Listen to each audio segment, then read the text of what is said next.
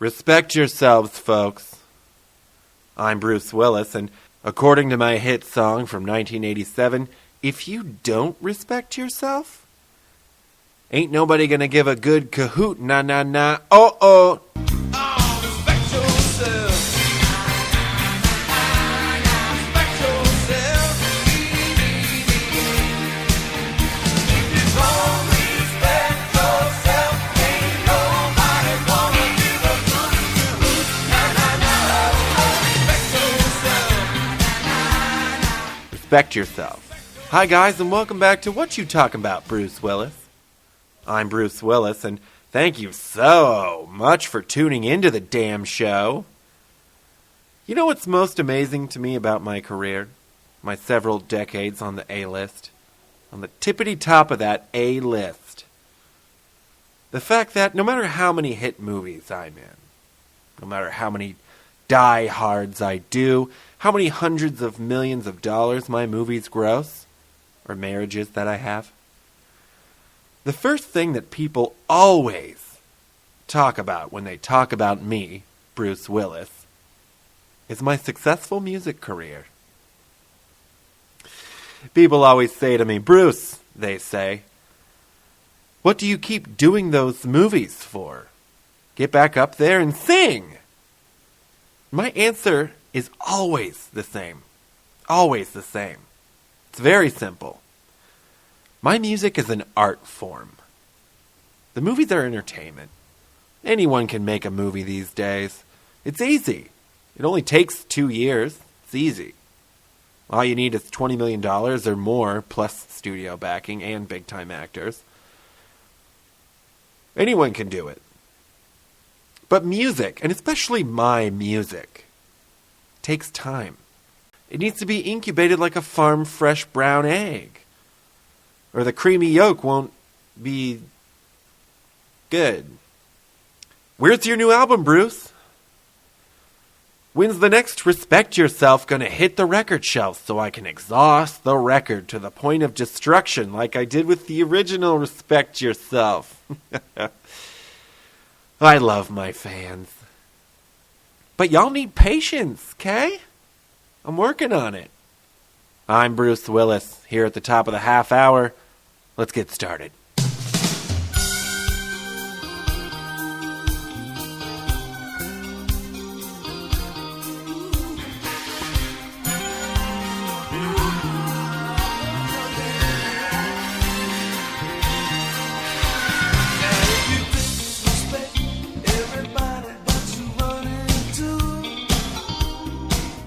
It's a beautiful sunny day in LA today.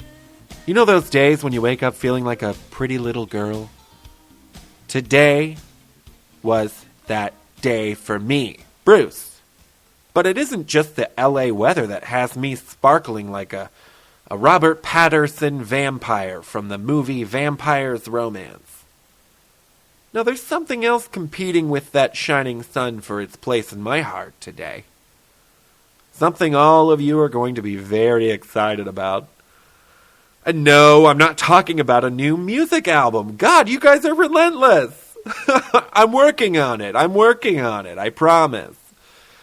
No, I have some big news for you. So buckle in and put on your pre-smile, because here we go.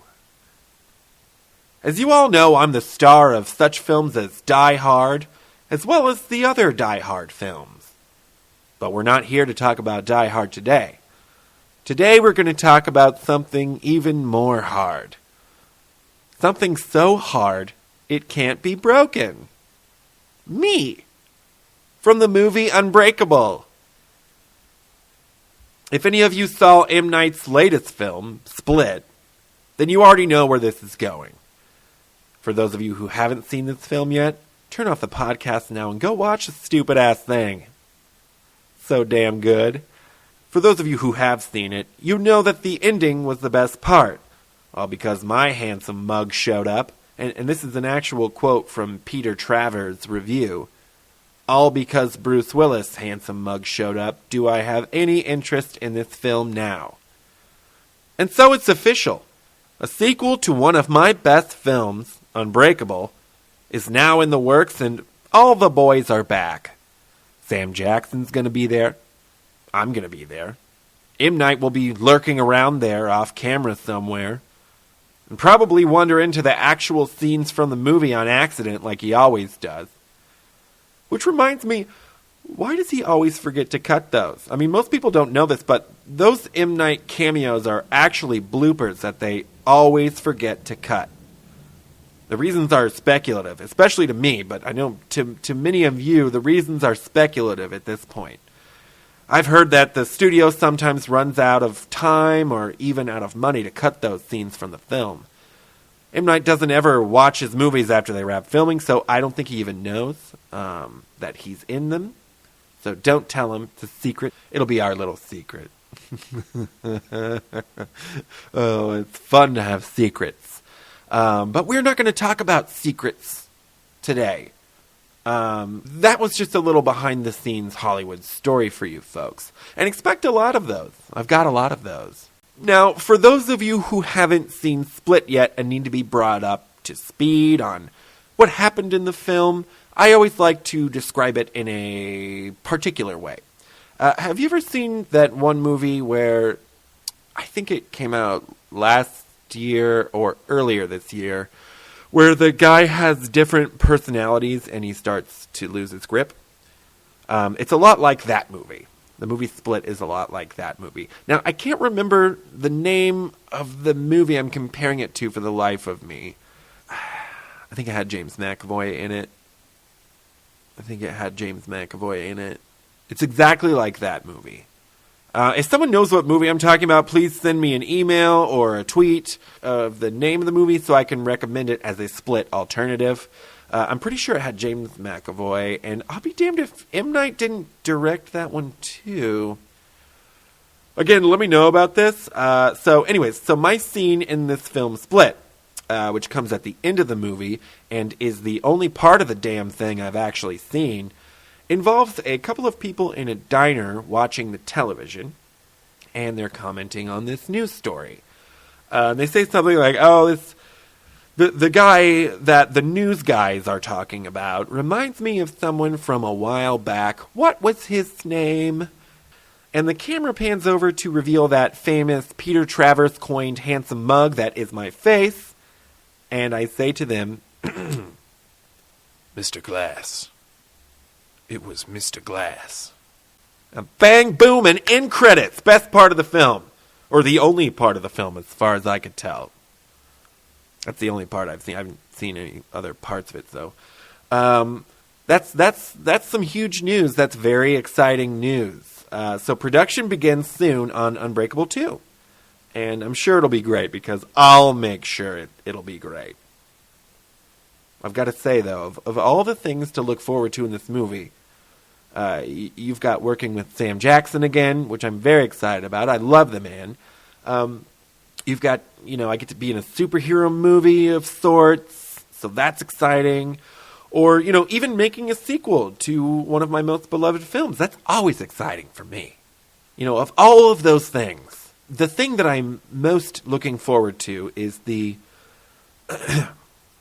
craft services table on the film set.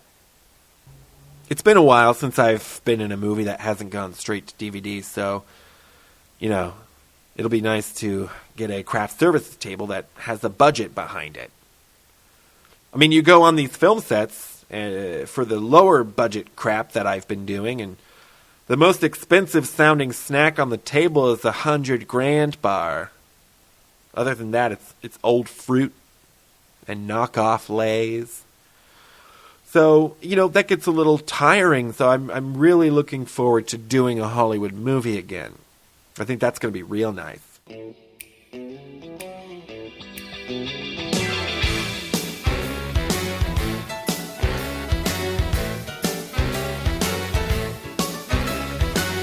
I saw her standing on the corner, a yellow ribbon in her hair.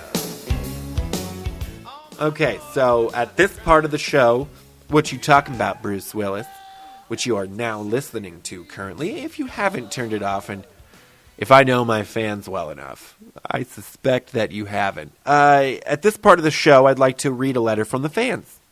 And I've got one here, so why don't you sit back in your chair, get comfortable, and let's give it a listen. This letter was sent to me by Sam from Tulsa, Oklahoma. Sam says, "Dear Bruce, you have been an inspiration to me since I was a young man. Your music always helped me get through the day, even when I was contemplating giving it all up as I stared down the cold steel barrel of that one-way ticket to the infinite black of nothingness. I just wanted to say thanks for the music. Keep on singing, Bruce. And thank you. Love, Bruce Willis." Oh, wait, did I write this? When did I write this? Oh. Okay, folks. Well, I'm not quite sure what happened there. It's possible that to prepare myself for anything, that I actually did write myself some fan letters pretending to be another fan as an exercise, not as an ego-stroking thing. It was simply as an exercise, kind of preparing myself. This is clearly a suicide note almost, so that seems to be... So maybe I was kind of preparing myself for the worst. I am very sorry about that. But, I wanted to be ready for that, those kinds of things. My fans are very passionate. As most of you know, you are fans. So I would like to assume that if someone is thinking about cashing out on this game of life, I would, I was preparing myself for how would I comfort them, how would I talk to them about this, maybe. I don't write back my fans, so I probably wouldn't talk to them. And that's not out of disrespect to the fans. So don't confuse that with disrespect, please. I don't write back to my fans because I don't have time, and I don't read, I would say, 90% of the fan mail, if that. And then the other 10%, it just gets lost in the mail. That must have been what the mix-up was, so we'll try not to let that happen next week. Now, before we go, I would just like to talk about my daughter, Rumor Willis. Now, as most of you know, just saying her name makes me smile. She's such a shining star in the constellation that is my life. Rumor was on Dancing with the Stars last year, I think it was. And boy, did she do well. And Rumor was, I would go see her on the show, and she was fantastic. I go up to Rumor after one of the shows. I say, "You did a great job on the show tonight, honey." And she said, "Thank you, Dad. I couldn't have done it without you," or she said something like that. And I say, I'm thinking of, how the heck can I get on this show? You know what I mean? How the heck can you get me on the? I used to be a pretty good dancer back in the day. I says, "Rumor, how the heck they get me on the show? How do I get on the? Who do I need to talk to? Do I go talk to some of the producers? And which ones are they? Can you point them out to me? Because we're standing in the green room." And she was playing coy. She said, "No, Dad, I'm not going to introduce you to the producers. I'm not going to let you blow it for me on this one," she said jokingly. And she said, jokingly, she said. And I said, fine. So I start making the rounds in the green room when Rumor's not looking. I go up to, obviously, when you're in a green room like this, or you're in a situation like this, and you're trying to hunt down the producers, or track down the producers viciously, trying to pitch yourself to them or become an earworm in their ear to try to get you on the show. You want to look for someone wearing a nice suit, obviously, would be number one. The thing that many people wouldn't think to look for is someone with a Bluetooth on their ear, because producers are making phone calls or taking phone calls quite often on these shows. So, you want to look for someone who's maybe looks like they're talking to themselves, and then whenever you get a bit of an angle on them, you can see that they are wearing a Bluetooth, so they're not crazy. So I go up to someone who's wearing a nice suit, and he's talking to no one. Get that angle on him. See, he's got a Bluetooth on, so he's talking to someone. And I go up and I say, "Excuse me, are you one of the producers for the show?" And he says, "Hold, please." And then he presses his Bluetooth, and then he looks at me and he says, "Why, yes, I am one of the producers for the show." I said, "I'm Bruce Willis. I'm Rumor's old ball and chain." And he laughs a little bit, and I laugh a little bit. And he says, "I know who you are, Mr. Willis." And I said, well, clearly someone's a fan of my work. Which of my songs is your favorite?" And he never answered that question. There was silence. But eventually, I brought up the subject of me being a contestant on Dancing. And Dancing is, for those of you who don't watch the show, Dancing is the shorthand for Dancing with the Stars. That's just what those close to the show call it. We call it Dancing. And I said, what do you think about me being a contestant on Dancing? Again, the shorthand for Dancing with the Stars. And the producer, again, had this blank expression on his face. So I never got that answer, but I do know that he's considering it. It looked like he was considering it. So fingers crossed, hopefully I'll have some news about that on the next episode of the show. All right, well, that's all for our show today, folks. Thanks again for tuning in to another great episode of What You Talking About, Bruce Willis. Tune in next week for another episode that will surely be great. And, as always, respect yourself.